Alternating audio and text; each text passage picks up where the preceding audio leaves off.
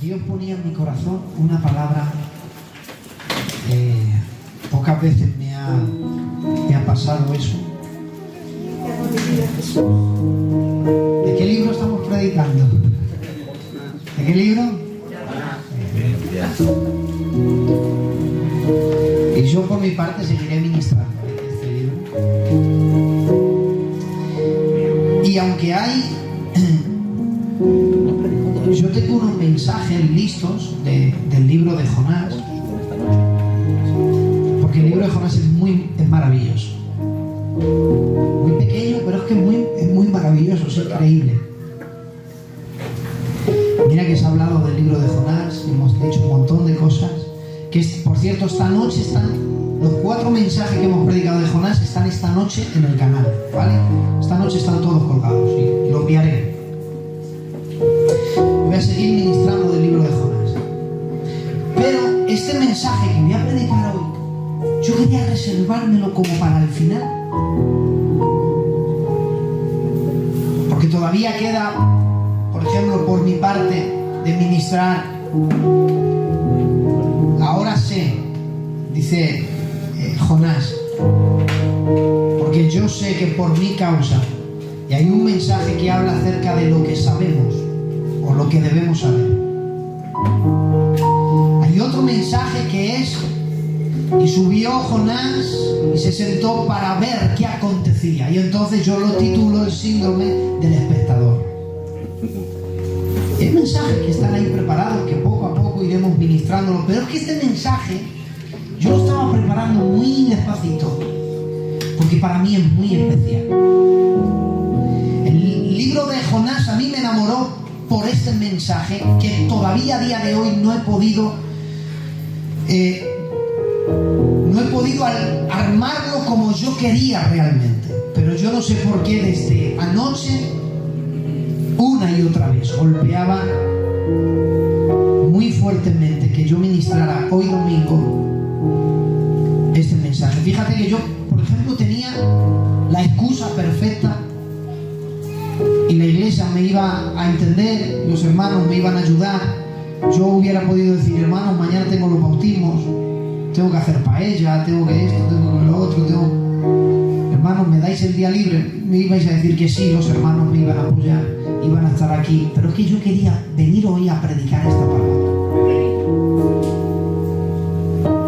Intentaré no ser largo, ¿vale? Lo intentaré.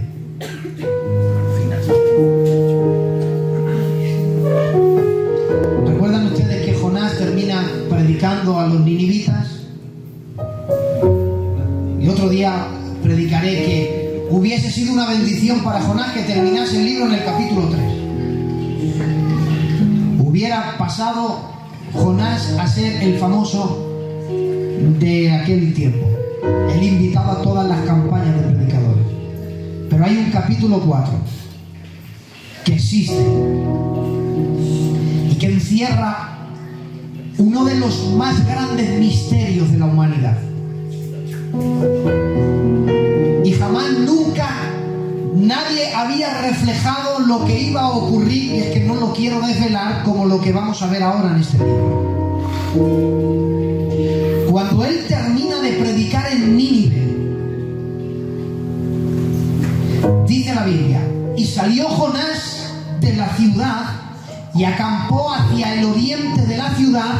Se hizo allí una enramada, se sentó debajo de ella a la sombra hasta ver qué acontecería en la ciudad. Hasta ese momento, y no quiero entrar aquí en mucho detalle, Jonás pensaba que su predicación no sería efectiva. ¿Tú quieres que yo vaya a predicar? Yo predico. De aquí a 40 días Nínive será destruida. De aquí a 40 días Nínive será destruida. Se atrevió a ir, a pesar que era una locura.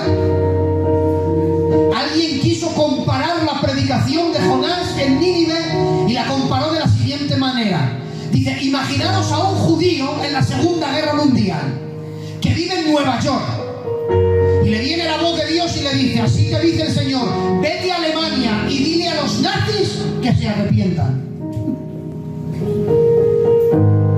¿Sabes lo que hicieron en la Segunda Guerra Mundial con los nazis, con los judíos, no? Dice la historia que murieron 6 millones de judíos, 2 millones de entre polacos y gitanos.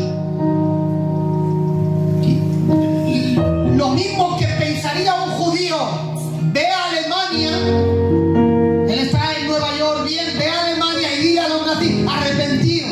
Querría ir, no, ¿por qué? Sería una locura. Y él, en vez de ir a Alemania a predicar, coge un avión hasta Hong Kong, más lejos aún todavía. Básicamente lo que quiso hacer Jonás, Dios le mandó a predicar a los ninivitas. Era como un judío predicar a los nazis en la Segunda Guerra Mundial. No quería. Y va y predica el mensaje más insípido, que creía que no iba a hacer efecto. Por eso se subió en lo alto para ver qué acontecía. Dijo, ya está, de aquí a 40 vidas Nínive será destruido. Yo sé que no se van a arrepentir, más malos no pueden ser, porque no merecen el perdón. Tú me mandas a predicar, yo voy. Es raro que no me hayan degollado, que no me hayan matado. Pues ahora me voy a subir a ver qué acontece. Ya empezó el sol, que por su naturaleza hace su efecto. Y Jonás empezó con el calor. Y entonces, cuando empezó a sentir el calor, Jonás, dice la Biblia, se hizo una enramada. ¿Saben ustedes lo que es una enramada? Una enramada es una tienda. Puso unos palos, pondría como una especie de una tienda. Se metió allí a la sombra para ocultarse del calor del sol, porque no soportaba la naturaleza del sol. El sol me quema, me hace daño, no me gusta. Me voy a crear una enramada para ocultarme de él. Aleluya. Tiene que decir Malaquías que él es el sol de justicia. Hubo un momento que Dios estaba tan airado con la humanidad que era como ver al sol en todo su esplendor. Cuando la Biblia habla del sol y lo compara con él, dice, él es el sol de justicia. Porque el calor y el fuego tiene que ver con la justicia divina.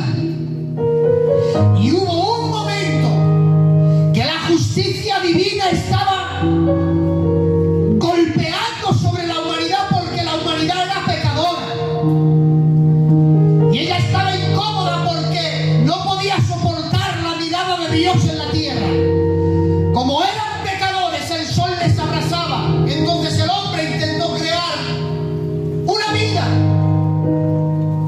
para intentar ocultarse de Dios.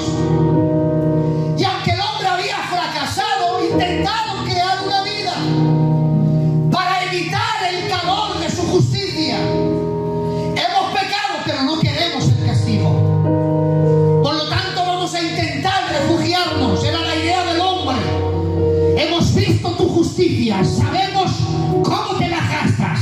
En medio de la maldad envías un diluvio, arrasas toda la tierra, pero ahora me voy a hacer una enramada y para que cuando llegue otro diluvio nosotros no muramos, hagámonos una torre cuya cúspide llegue al cielo. En Génesis capítulo 11, la humanidad se hizo su enramada para evitar el calor del sol.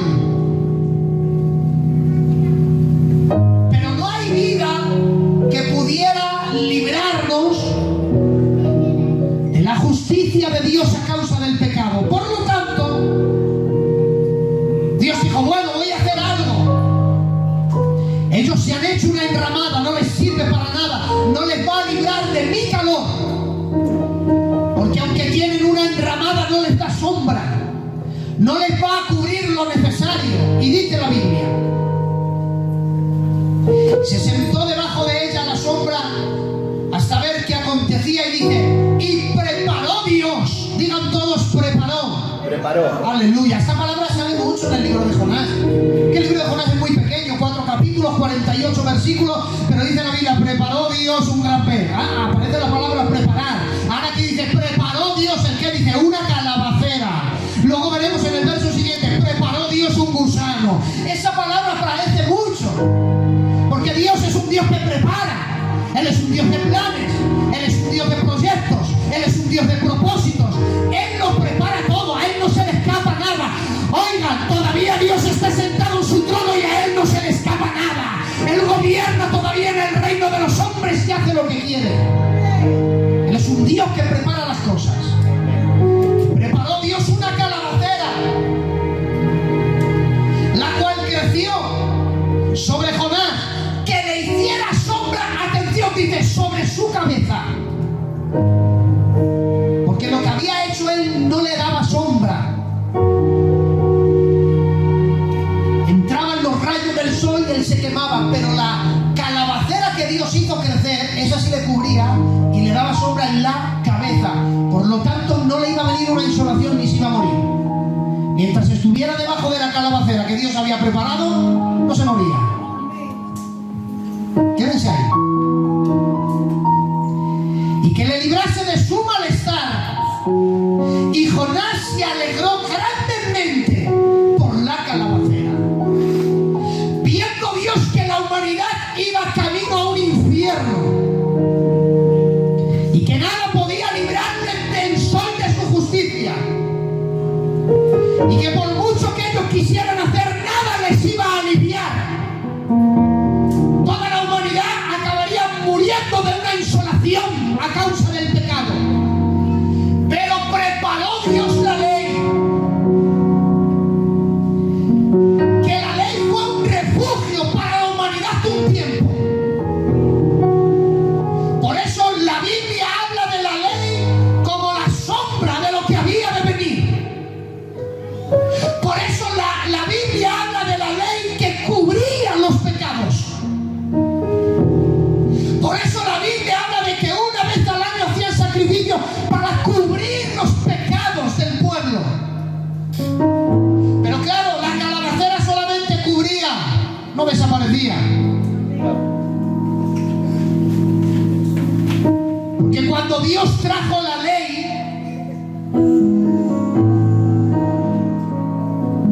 dio un remedio que el ser humano todavía no había ni creado.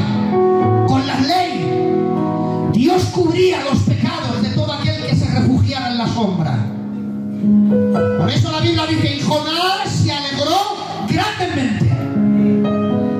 Y en el momento en el que Dios le dio la ley, la humanidad podía alegrarse, porque ya había un refugio para librarnos de la justicia divina. Pero la calabacera sirvió por un tiempo, porque la ley sirvió por un tiempo. Y ahora aquí es donde yo quería llegar. ¿Hasta aquí me están entendiendo todos? Amén.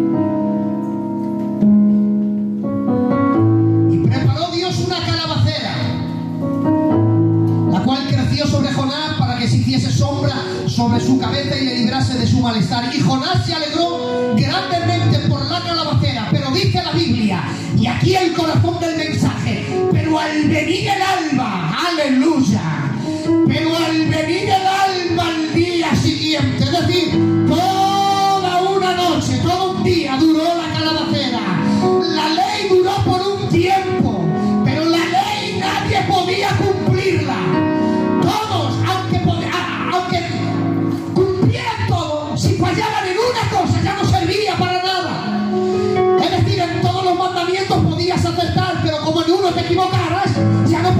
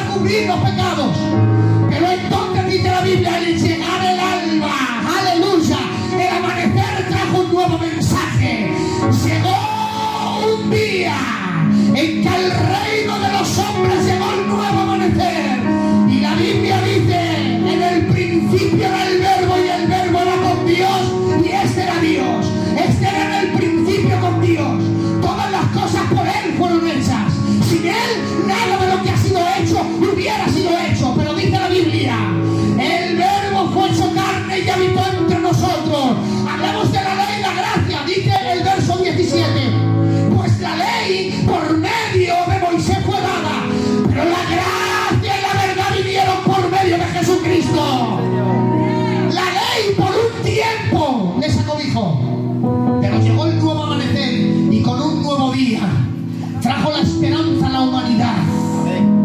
Porque dice la Biblia, y esto es muy fuerte, escuchen, lo voy a decir con el respeto que la Biblia transmite. Atención, espérense al final del mensaje.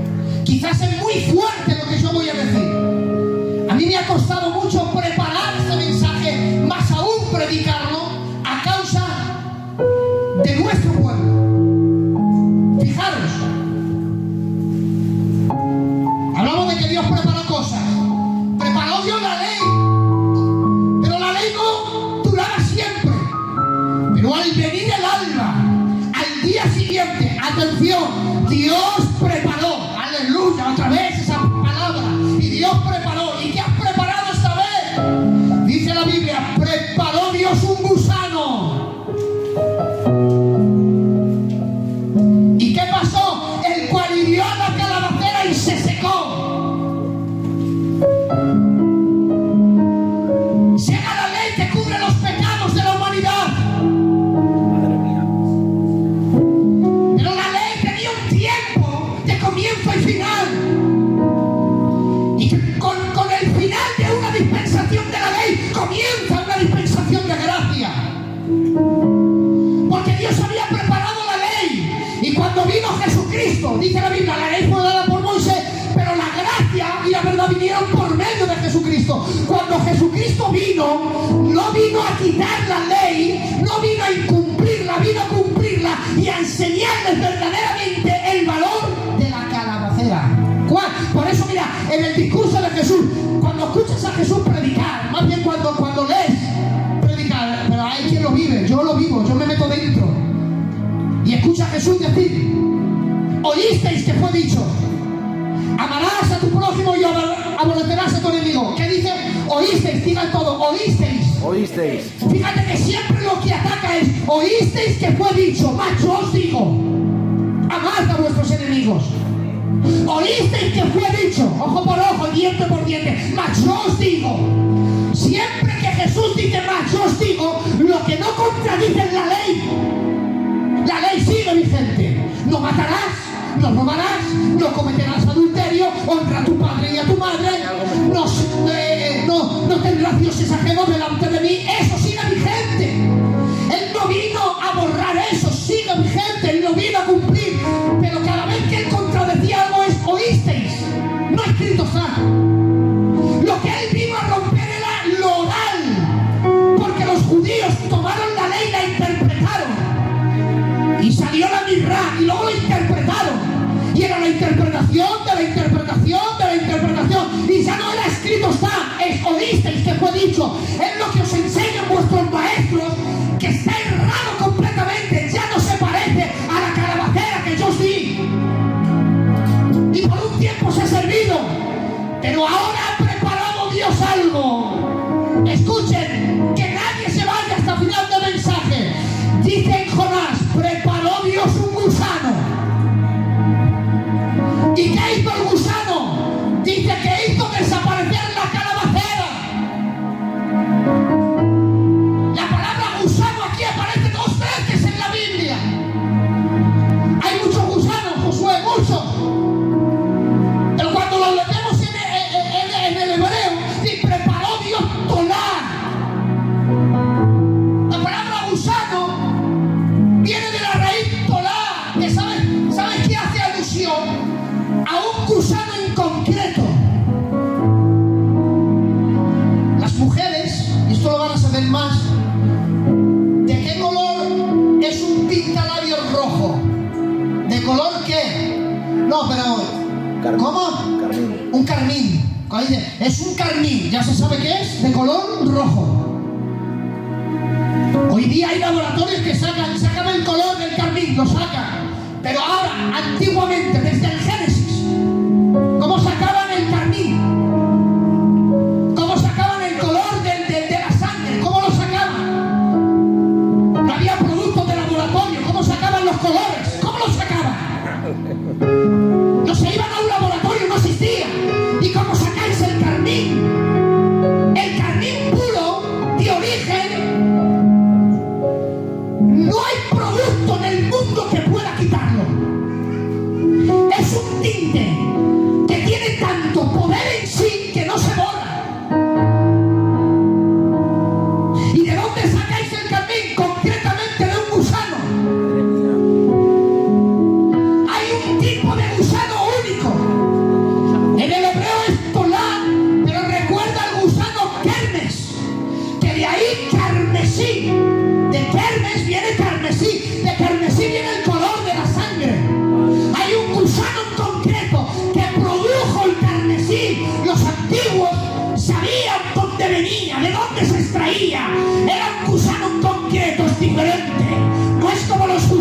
normal, este es distinto.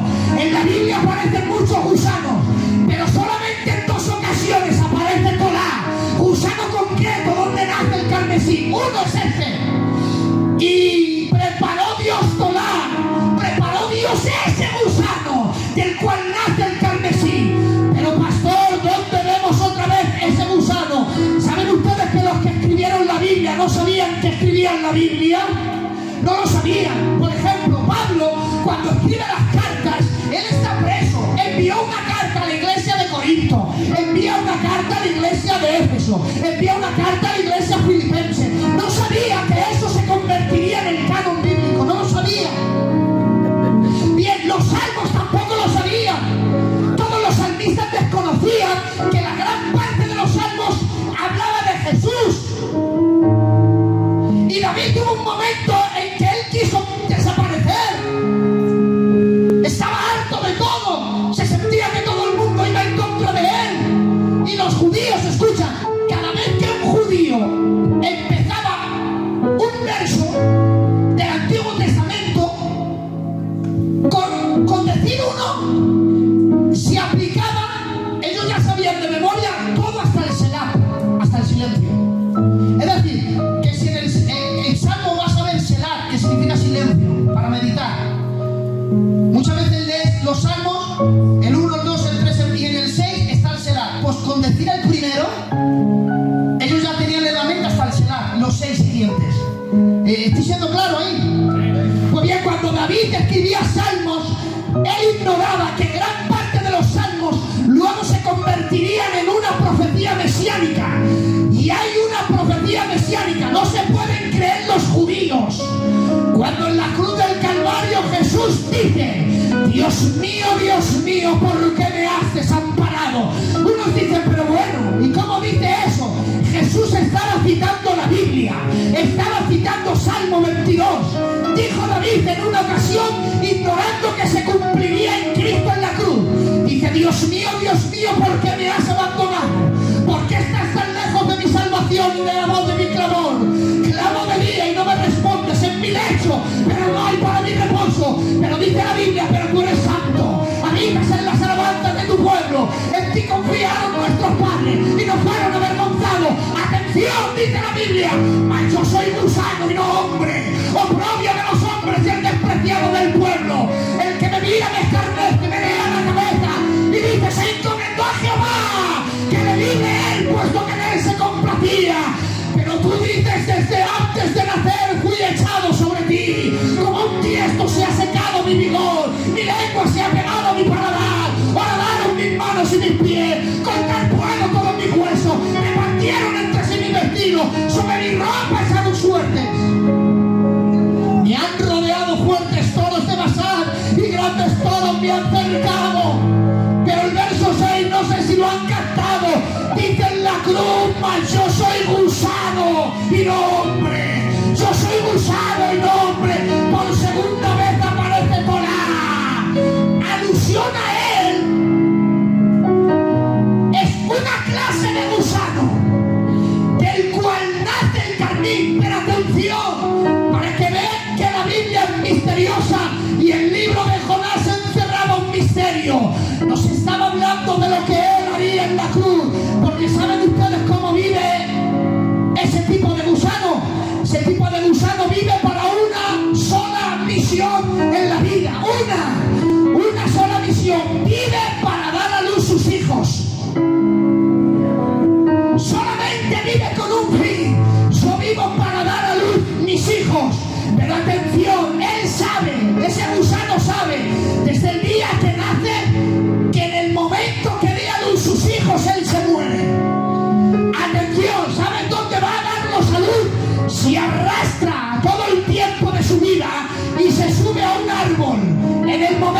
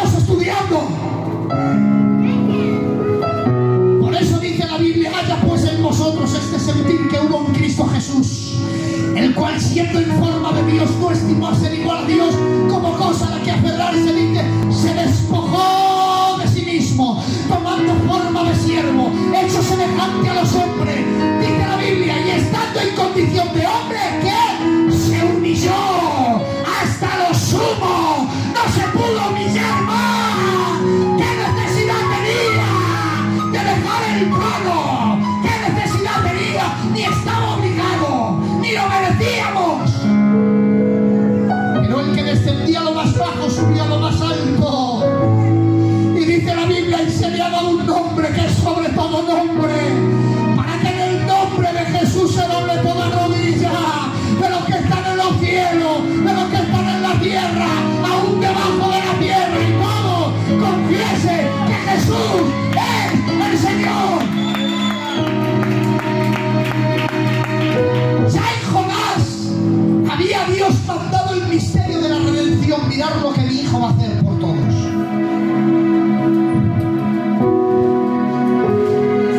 Y llegó Jesús y se enfadaron todos. De la misma manera que se enfadó Jonás cuando la calabacera ya no existía.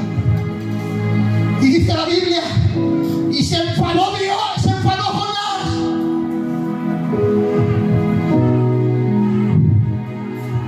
Y le dijo, ¿te enfadas, Jonás? Por una calabacera que no has plantado. No es tuya. No la plantaste, no la regaste y no la cuidaste. En el espacio de un día creció y en el espacio de una noche se murió. ¿Y te enfadas? ¿Te quieres morir? Solamente porque te satisfacía de que no te diera el sol. ¿Te enfadas? ¿Te molestas? ¿Te quieres morir? Y le dice, no iba a tener yo misericordia de 120.000 ninivitas. Y dice Dios, que no distinguen de su mano derecha de la izquierda.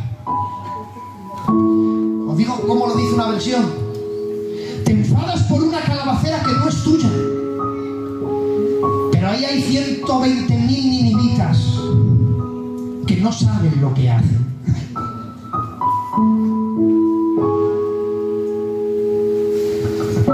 Le dijo Dios, Jonás, tú dices que no se merecen perdón. Pues yo te aseguro que no saben lo que hacen. El Padre dijo antes, lo dijo mucho antes que el Hijo en la cruz. Con razón dijo, perdónalos, porque no saben lo que hacen. ¿Te crees que eres mejor que los ninivitas? Te aseguro que no merecemos ninguno más de lo que ellos merecían. Los ninivitas no merecían el perdón según Jonás, bien ninguno lo merecemos. Pero Dios ve más allá y dice, los perdono porque no saben lo que hacen. Por eso dijo, si me hubieran conocido nunca hubieran crucificado al Señor de gloria. Es que no saben lo que hacen. Podrás perdonar tú a alguien que a veces no sabe ni lo que hace. Podrás sentir lo mismo que sintió él. Fíjate, hay un momento en que van a por él y Pedro le corta la oreja a uno y ¿qué le dice? Pedro, ¿no sabes que si yo llamo a mi padre me manda 12 legiones de ángeles? Un ángel en una noche mató a 186.000 personas. Un ángel removió la piedra donde le pusieron a ella del sepulcro. Un ángel movió la piedra 4.000 kilos y se sentó encima de ella esperando a las mujeres y dijo, ¿a quién buscáis? Entre los muertos al que vive. Un ángel, un solo ángel hizo eso. Ya predicaré yo en escatología el ministerio de los ángeles en la gran tribulación. Ni te imaginas lo que hace. Dice, yo llamo a mi padre y vienen 12 legiones. Pero él entendía que no sabía lo que hacía. Que poco nos parecemos a él. Que vivió para morir y dar a luz a otro. Con razón dijo que como un cordero fue llevado al matadero y como oveja delante de sus trasquiladores se enmudeció y no abrió su boca. ¿Sabe por qué no abrió su boca? Porque tiene que decir Isaías capítulo 50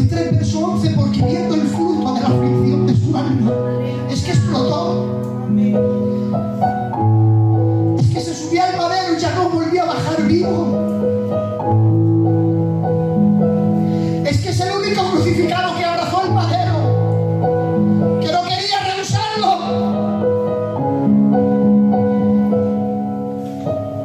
Es el único que desde allí dio a luz. Todo esto estaba escondido en Jonás. Con razón tuvo que decir: he aquí uno mayor que Jonás.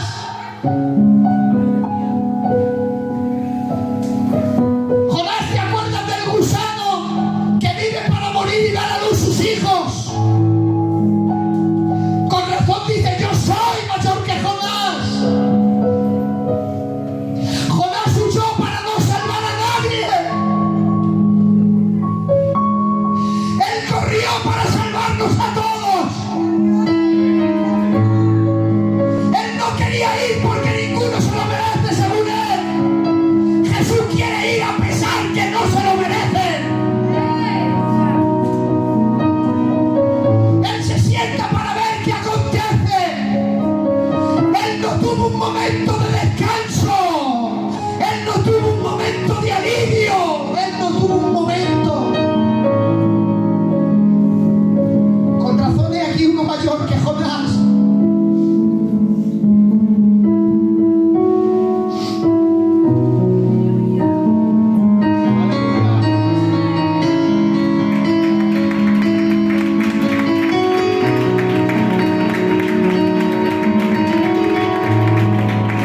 No lo merecíamos, nadie nos merecíamos, éramos ninivitas, que no merecíamos la misericordia de Dios, pero por favor, hay un texto: Él se deleita en hacer misericordia.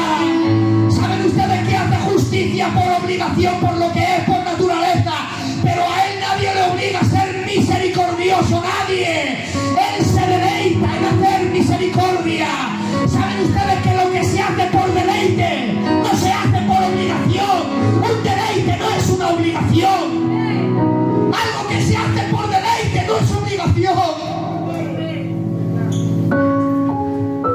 Hay cosas que estás obligado a hacer.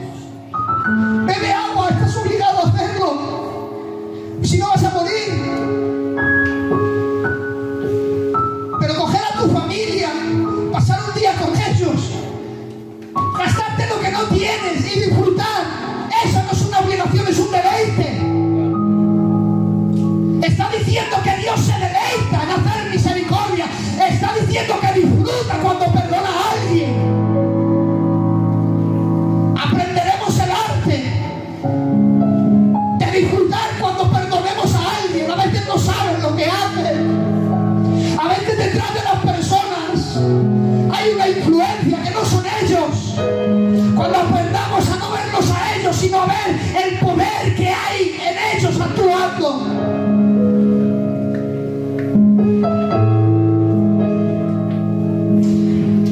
Te alaba mi alma. Cuco, tenemos que terminar con tu alabanza.